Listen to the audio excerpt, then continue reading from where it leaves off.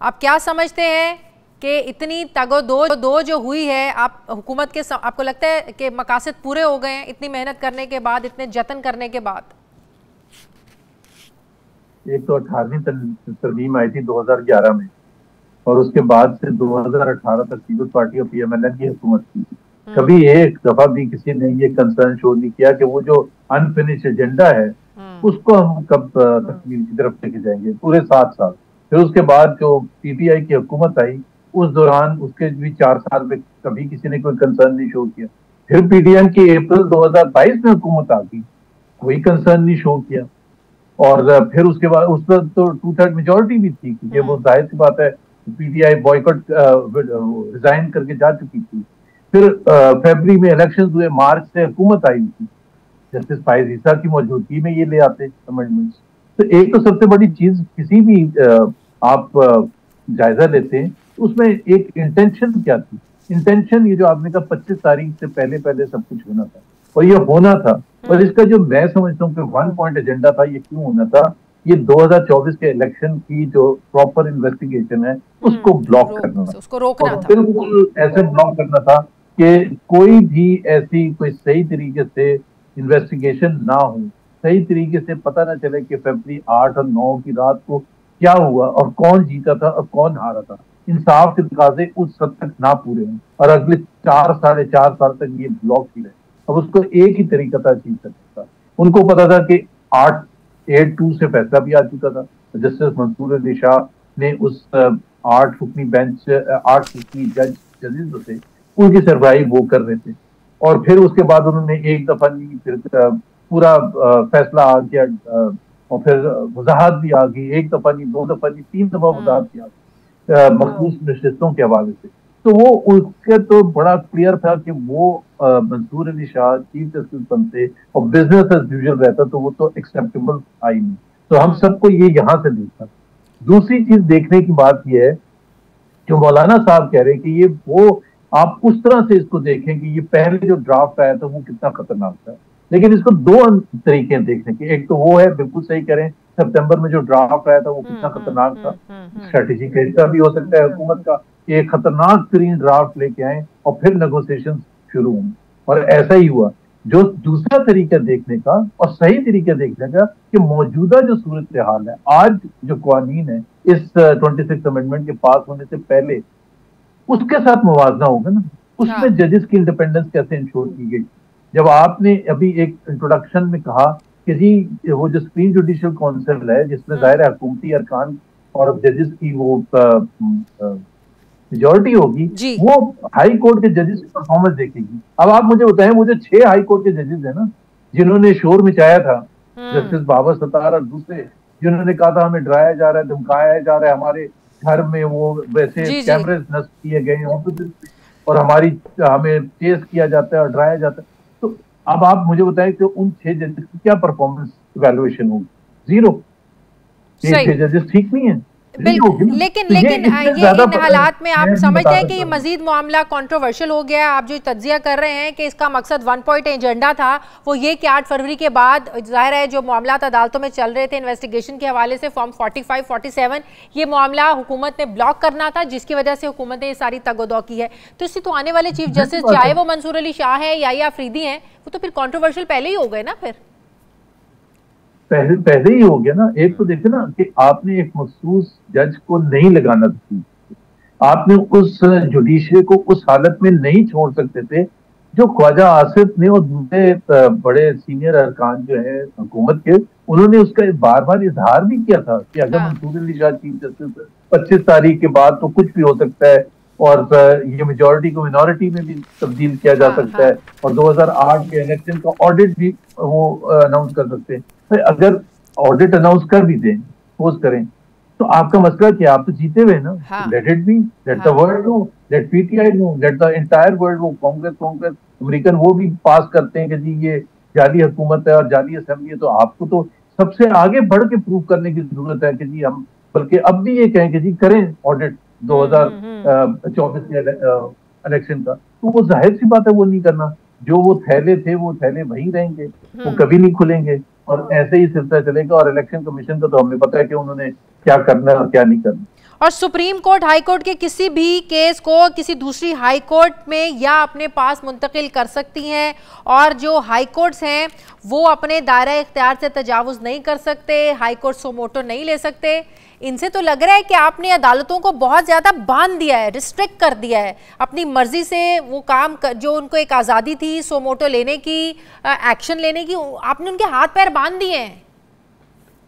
देखिए बिल्कुल हाथ पैर बांध दिए कि वो एक तो वो जो कॉन्स्टिट्यूशनल बेंच बीच में आ गया सुप्रीम कोर्ट के, फिर उसके बाद हाई कोर्ट की के ऊपर जो मॉनिटरिंग होगी और उसकी जो वो क्या कर सकते हैं और क्या नहीं कर सकते, तो इसका मतलब है इंडिपेंडेंस जो अभी एक इस्लामाबाद हाई कोर्ट का जज अपनी मर्जी से या बेंच अपनी मर्जी से एक फैसला करने के लिए आगे बढ़ता था बगैर किसी डर और खौफ के, और ये समझ के कि मुझे पूरा इख्तियार है इस केस पर, जो अब वो उनसे ले लिया गया है, तो जाहिर सी बात है इंडिपेंडेंस तो बिल्कुल खत्म होगी ना, अब बिल्कुल लिमिटेड होगी। और जाहिर सी बात है जब हुकूमत अपनी मर्जी के जजेस लगाए, जजेस की कारकर्दगी को देखने के लिए ऊपर मास्टर बैठा दिए गए हैं, मास्टर बैठता है ना छंटा लेके, डंडा लेके, तो वो एक तो पहली बात ये है कि वो किस तरह से इवैल्यूएट करेंगे, क्या यार्डस्टिक होगा।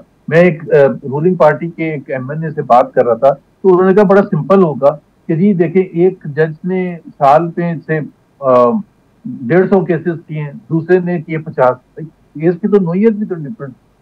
आप क्या सिर्फ इस बेसिस पर मैथमेटिकल नंबर्स के बेसिस पर करेंगे? एक केस होता है जो ज्यादा उसके लिए आपको इन्वेस्टिगेशन चाहिए होती है, फिर जाहिर सी बात है प्रोसिक्यूशन अपना केस अच्छे तरीके से लेके आया है या नहीं लेके आया, डिफेंस लेके आया या नहीं लेके आया, लॉयर्स किसके कितने ज्यादा अच्छे हैं, स्मार्ट है, इफेक्टिव है, तमाम चीजें कैसे बैठ के सुप्रीम कोर्ट के ऊपर जजेस बैठ के, इतने हाई कोर्ट बलोचिस्तान के भी, पंजाब के भी और बाकी 2 सूबों के भी बैठ के मॉनिटर करेगा और किस तरह से फैसला करेगा कि ये जज सही है। जुबैर साहब, आप समझते हैं कि चीफ जस्टिस की तैनाती का जो तरीकाकार था सीनियरिटी को लेकर वो बरकरार रहना चाहिए था, क्योंकि अब हुकूमत ये उज़्र देना शुरू हो गई है, क्योंकि बरतानिया में भी ऐसा होता है, दुनिया में ऐसा होता है, अमेरिका में भी ऐसा होता है, सीनियरिटी की बेसिस पर जो है वो मुंतखब किए जाते हैं, तो पाकिस्तान में भी ऐसा होना चाहिए।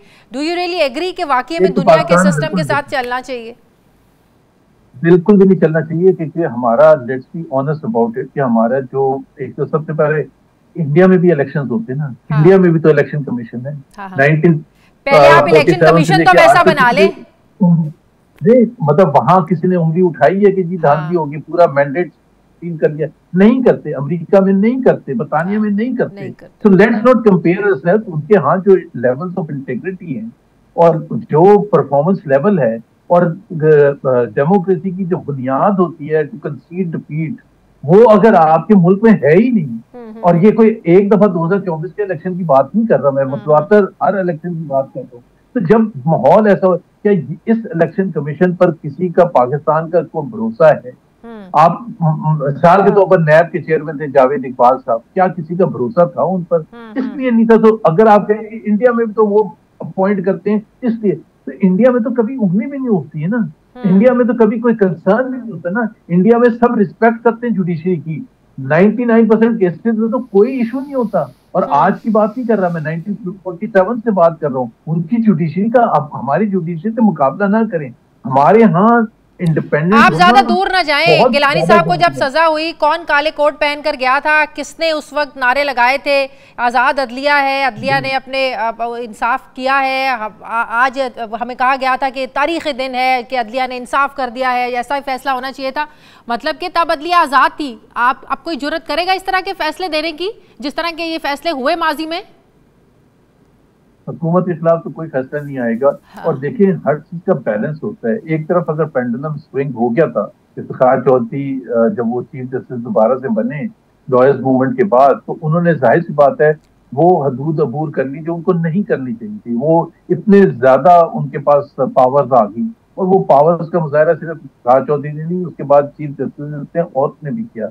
लेकिन उसका मतलब ये नहीं है कि आप पेंडुलम को दूसरी तरफ कर दें कि अब मेरे से अगर आप एक आम पाकिस्तानी से पूछेंगे कि इख्तियार हुकूमत के पास होना चाहिए, एग्जीक्यूटिव के पास होना चाहिए या जजेस के पास होना चाहिए फैसलों का, मैं यही कहूंगा। तो अब ये समझे कि हुकूमत के खिलाफ कोई फैसले नहीं आएंगे तो पैरेलल आप एक्ट ले आएंगे। छोटे मोटे आ जाएंगे, लेकिन कोई ऐसे परेशान होने की किसी की बात नहीं है। कल वो कहेंगे कि वो जो एक फैसला अभी केस चलना है, रिव्यू करना है, जनवरी 2024 का फैसला जिसमें बंदे का निशान दिया गया था, वो सुप्रीम कोर्ट में अभी कल आके लगा था, तो वो शायद अगले हफ्ते तक चला जाएगा। तो उसमें अगर कोई सोच रहा है कि जी उसमें वो फैसला आएगा कि जी जनवरी का फैसला गलत था, तो ऐसा कुछ भी नहीं होने वाला। हाँ, लेकिन अनफॉर्चुनेटली जुबैर साहब हमारे मुल्क में होता ऐसे है कि जब आप ऑपोजिशन में होते हैं तो ऐसे फैसले अच्छे नहीं लगते हैं। आप सदा तो ये सारी हुकूमत, ये पीपल्स पार्टी की, नून लीग की, ये सब लोग सदा तो नहीं बैठे रहेंगे। आपको क्या लगता है कल को पीटीआई की हुकूमत आएगी, ये सब हालात, ये सारी तरमीम उन्हें सूट नहीं करेंगी? आपको लगता है कि कल को वो इसको चेंज करेंगे? देखिए, अगेन द पॉइंट इज के मुझे नहीं पता वो क्या करेंगे, लेकिन अगर पास को देखा जाए तो नहीं करेंगे, क्योंकि वो समझेंगे कि अब हमें इख्तियार मिल गया, अब हम अपनी मर्जी के जजेस लगाएंगे। और यही अनफॉर्चुनेट बात है। मैं किसी पार्टी की बात नहीं कर रहा। पाकिस्तान का जो सियासी माहौल जो रहा है पिछले 70 साल में, उससे एक चीज बड़ी क्लियरली प्रूव होती है कि अगर कुछ होने की जरूरत है तो चेक्स एंड बैलेंसेस को बढ़ाने की जरूरत है, कम करने की जरूरत नहीं है। अब अगर आप इंडिया की या अमेरिका की एग्जांपल देते हैं तो आज कौन शोर में चाहता है कि इंडिया में फलाना फैसला, बिल्कुल फैसलों पर डिसएग्रीमेंट होता है, लेकिन इस तरह से नहीं होता कि हुकूमत के दबाव में आके इतने धड़ल्ले से मौलवी तमीजुद्दीन टाइप फैसले हुए हों या भुट्टो टाइप फैसले हुए। तो यहाँ तो उसको रोकथाम करने के लिए थोड़े से चेक एंड बैलेंस और जरूरत है।